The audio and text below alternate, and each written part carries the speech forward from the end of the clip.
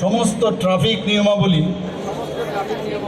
মেনে চলব এবং পরিবারের নির্ধারিত গতি সীমার ঊর্ধ্বে কখনোই চালাবো না।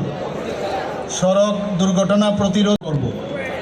আমি সুরক্ষিত সড়ক, সুরক্ষিত সমাজ গঠনের শপথ নিচ্ছি।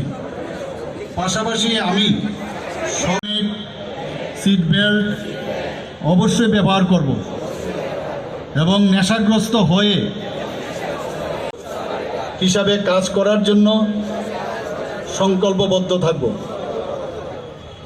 যে আমাদের দেশে এই শুধু রোড ট্রাফিক অ্যাক্সিডেন্টে 1,68,000 জন মানে গত বছর মারা গেছেন, সেই রিপোর্ট আমার কাছে আছে, এবং 4 লক্ষের উপরেও বেশি লোক মানে ওনারাও গুরুতর আহত হয়েছেন।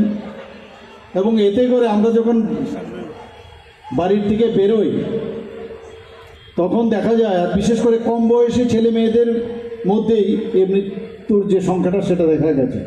আমাদের কাছে যে ডাটা আছে এতে করে দেখা যায় 18 থেকে 35 বছর বয়সীদের তারাই এই রোড ট্রাফিক অ্যাক্সিডেন্টের ভিকটিম, এবং ওরা নিজেরা যে সমস্যা সৃষ্টি যে করে তাই নয়, সমস্ত পরিবারও কিন্তু সেই সমস্যাতে জর্জরিত হয়। এবং আমাদের জিডিপির প্রায় 3.14% আমাদের যে আর্থসামাজিক ক্ষতি কিন্তু তাতে হয়। আমাদের জাতীয় সড়ক নিরাপত্তা নীতি, মোটরযান আইন, যেটা মাননীয় প্রধানমন্ত্রী যে 2020 যেটা হয়েছিল সেটাকে পরিবর্তন নিয়ে এসেছে। আমাদের ডিপার্টমেন্ট, বিশেষ করে আমাদের আরক্ষা দপ্তর কতগুলো জায়গা যেখানে ব্ল্যাক স্পট ওনারা নির্ধারণ করেছেন যেখানে বেশি পরিমাণে অ্যাক্সিডেন্ট হয়, এবং তাতে করে সেখানে আমাদের যে আরক্ষা দপ্তরের মাধ্যমে এবং আমাদের ট্রান্সপোর্ট ডিপার্টমেন্টের সাহায্য নিয়ে আমরা সেইগুলোকে যাতে এখানে অ্যাক্সিডেন্ট কম হয় সেই ব্যবস্থাটা আমরা করেছি। কিছুদিন যে ডাটা আমাদের কাছে এসছে দেখা গেছে, যেটা আমরা বলছি বারবার, মাননীয় প্রধানমন্ত্রীজিও বলছেন যে রোড ট্রাফিক অ্যাক্সিডেন্টে যে মৃত্যুর সংখ্যাটা সেটা যেন 0-তে আমরা নিয়ে আসতে পারি।